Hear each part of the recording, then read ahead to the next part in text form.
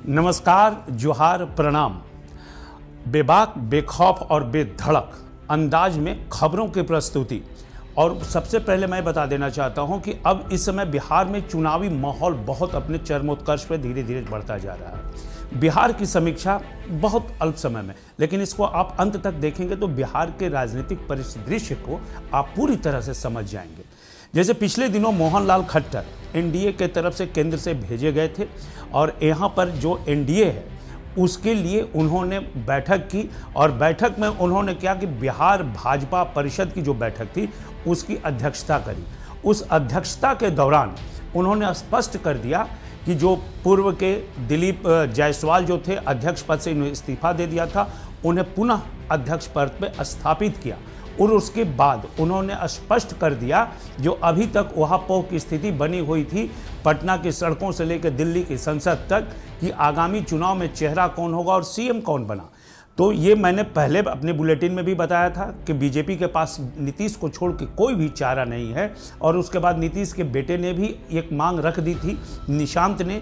तो उस मांग को और नीतीश के चेहरे को बीजेपी ने या मजबूरी कहें या ज़रूरत कहें, जो भी बात हो, उन दोनों में उन्होंने नीतीश को कह दिया कि ये चेहरा नीतीश के चेहरे पर ही चुनाव लड़ा जाएगा, चेहरा नीतीश का होगा। और आगामी चुनाव के बाद यदि सरकार गठन होता है तो सीएम भी नीतीश कुमार ही बनेंगे। नीतीश के बेटे निशांत को लेकर के जो बातें लगातार चल रही थी कि पॉलिटिक्स में आएंगे कि नहीं आएंगे, मैंने एक समीकरण का अंदाज लगाया था कि होली के बाद शायद इसी महीने का अंत तक वो राजनीतिक रंग में रंग जाएंगे। लेकिन उनके लिए सबसे ज़्यादा जोर नीतीश के पार्टी के लोग ही लगा रहे हैं, क्योंकि वो जानते हैं कि नीतीश के बगैर जेडीयू पूरी तरह से बिखर जाएगी और वो सड़क पर आ जाएगी, पार्टी का कोई खेवनहार नहीं रह जाएगा। ऐसे में उस लेगेसी को चलाने के लिए पार्टी के अंदर भगदड़ ना हो, वर्चस्व की लड़ाई ना हो, इसके लिए नीतीश के बेटे निशांत का आना बहुत ज़रूरी है। इसके लिए वहाँ पर सबसे पहले जो श्रवण कुमार हैं मंत्री हिल्सा के, उनका बहुत जोर है, गोपाल मंडल हैं उनका भी बहुत जोर है। दूसरी तरफ बात करें, ये तो एनडीए की बात हो गई और ये लग रहा है कि पूरे समीकरण के बाद अब एनडीए के अंदर की कलह जो है सुलझ चुकी है।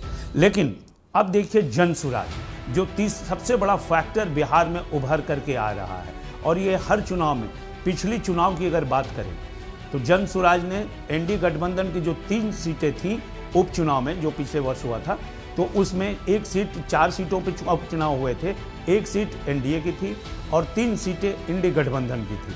तो इंडी गठबंधन की तीनों सीट और अपनी एनडीए चौथी सीट चारों जीत गई। और चारों सीट पर ये प्रशांत किशोर का जो जनसुराज पार्टी था उसके उम्मीदवार खड़े थे। यानी कि उन्होंने बीजेपी को जिताने में बहुत मदद की और उन्होंने वोट काटा इंडी गठबंधन का। अब आप देख लीजिए, खेल शुरू हो चुका है बिहार में। निशांत ने कहा कि 11 तारीख को हुंकार रैली, बहुत बड़ी रैली गांधी मैदान में करेंगे।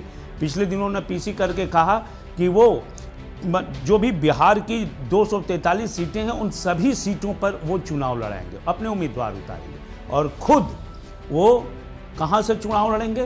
राघोपुर से, लालू के गढ़ से, तेजस्वी की सीट से, जहाँ आरजेडी हारती नहीं है वहाँ से चुनाव लड़ेंगे। इसका मतलब आप समझ लीजिए कि किस तरह से स्ट्रेटजी तैयार हो रही है। अब लालू के गढ़ में घुस करके उनके बेटे के खिलाफ चुनाव लड़ना ये बहुत बड़ी चुनौती है, लेकिन इस चुनौती को उन्होंने स्वीकार किया है कि वो लड़ेंगे। अब राजनीति में तो भैया कुछ भी हो सकता है बॉस। राजनीतिज्ञों के बयान और उनके चरित्र से हम सभी वाकिफ़ हैं, कब कौन पलटी मारेगा।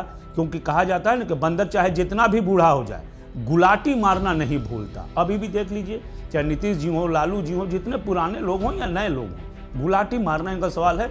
लेकिन अभी उन्होंने जो कहा उन बातों पे मैं बात कर रहा हूं। आरजेडी पिछली बार कांग्रेस को 70 सीटें दी थी, उसमें से कांग्रेस ने 19 सीटें जीती, लेफ्ट को 19 सीटें दी थी और लेफ्ट ने 11 सीटें जीत ली। अब इन परिदृश्य में लेफ्ट का जो स्ट्राइक रेट है वो कांग्रेस से बहुत बेहतर है। और उत्तर भारत में यूँ कह लें कि पूरा लेफ्ट का स्ट्राइक रेट बहुत स्ट्रांग है। पिछले दिनों आरा में या अन्य जगहों पर लेफ्ट के एमपी जीत करके आए, एमपी के चुनाव में उनका स्ट्राइक रेट बहुत अच्छा था। ये गठबंधन पूरी तरह से आरजेडी के कमांड में है और पिछली बार आरजेडी के लालू प्रसाद यादव, आप सबों को याद होगा कि लोकसभा चुनाव में पहले अपने प्रत्याशित घोषित कर दिया, सीटों का बंटवारा हुए बिना कहाँ किसका कैंडिडेट लड़ेगा, क्योंकि उनका एकाधिपत्य है इंडी गठबंधन पे। और वो इस बार भी वैसा ही करेंगे, क्योंकि पिछली बार इसी की वजह से पूर्णिया से आपको याद होगा पप्पू यादव इंडिपेंडेंट लड़ के आरजेडी के कैंडिडेट को हराए थे वो। तो आप बिहार में अभी ये कियोस बाकी है। और दूसरी तरफ तेजस्वी ने भी कह दिया है कि भाई जो पिछला गठबंधन था वो लोकसभा चुनाव के लिए था, विधानसभा के चुनाव के लिए नहीं है, क्योंकि उसको मालूम है कि कांग्रेस का स्ट्राइक रेट बिहार में बहुत खराब है और उससे बेहतर तो लेफ्ट का स्ट्राइक रेट है, तो लेफ्ट को क्यों नहीं तरजीह दी जाए, और लेफ्ट को वो ज़्यादा सीटें देने के मूड में हैं। और अब आने वाले समय में देखेंगे कि जो लेफ्ट है और ये कांग्रेस हैं, एवं तीनों के बीच में अब ये कांग्रेस भी अपना बयान शुरू कर दी है देना। कांग्रेस के जो प्रदेश प्रभारी हैं साउथ इंडियन, तो वो उन्होंने कहा है कि जो कांग्रेस है वो अपना स्टैंड क्लियर कर रही है, हम अकेले चुनाव लड़ेंगे। यानी कि कांग्रेस की प्रेशर पॉलिटिक्स शुरू हो गई। अब लालू पर प्रेशर पॉलिटिक्स डालने के लिए कांग्रेस ने यह बयान दे दिया है, और लगातार एक बयान नहीं 2-3 बार यह बयान दिया है। तो ये सभी बयान का तात्पर्य है कि कांग्रेस यदि अकेले लड़ती है तो उसका नुकसान आरजेडी को होगा। जनसुराज यदि लड़ जाता है सभी सीटों पे तो उसका भी नुकसान आरजेडी और उसके गठबंधन के लोगों को होगा। तो ऐसी परिस्थिति में आप देख लेंगे कि आरजेडी का नुकसान हो रहा है। और इसीलिए एक चर्चा भी आती है, कुछ लोग कहते हैं कि जनसुराज जो है ना भाजपा की बी टीम है। तो ये लगातार ऐसी बातें भी आ रही हैं। लेकिन अभी जो वर्तमान में जो राजनीतिक परिदृश्य है या परिस्थिति है बिहार में, वो काफ़ी कियोस है, और आरजेडी के अंदर ज़्यादा कियोस है गठबंधन के अंदर। क्योंकि गठबंधन में आप देख लें, एक तरफ ये कुशवाहा वोटर्स जो हैं उनको साधने के लिए बीजेपी ने सम्राट चौधरी को लगाया, लेकिन वो फेलियर हो गए।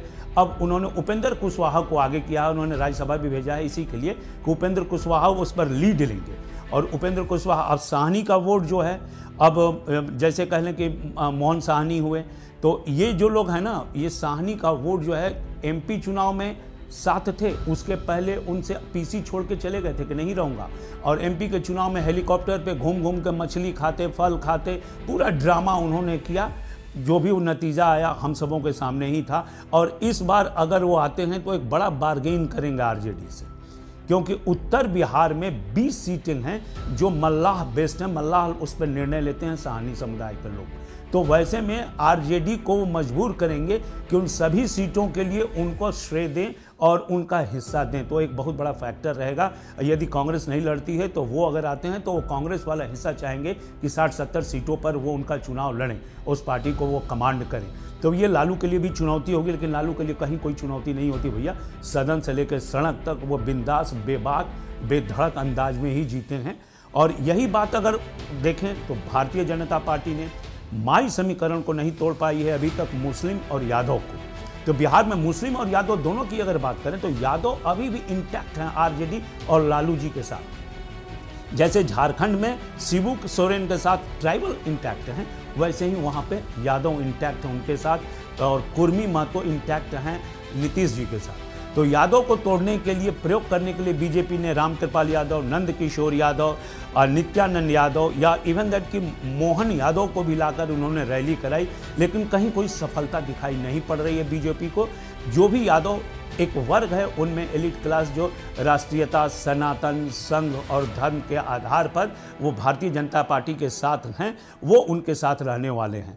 अब ऐसी तमाम परिस्थितियों के बीच में एक खबर और आ गई कि जो पवन सिंह पिछली बार हार चुके थे, वो और उनकी पत्नी ज्योति देवी, दोनों ही, ज्योति सिंह और पवन सिंह, इस बार चुनाव लड़ेंगे। उन्होंने दोनों ही ने घोषणा कर दी है। और इस पूरे परिदृश्य में यह अभी बहुत ऐसा अवस्था है, अभी बहुत कुछ कंसीव नहीं किया है पॉलिटिकली बिहार में अगले चुनाव को लेकर के, लेकिन जातीय समीकरण और तोड़फोड़ की राजनीति और सीटों के बंटवारा को लेकर भगदड़ होना बाकी है। अब ये भगदड़ जैसे ही होगा उसके बाद चीज़ें बहुत स्पष्ट दिखने लगेंगी, लेकिन अभी जो चीज़ें दिख रही हैं उसमें एनडीए का एज थोड़ा बहुत जरूर दिख रहा है। अब अगली बुलेटिन में मैं बताऊंगा आपको कि बिहार में और क्या क्या हलचल होने वाला है और किस तरह से राजनीति वहाँ की करवट ले रही है। तब तक के लिए इजाज़त दीजिए, प्रणाम।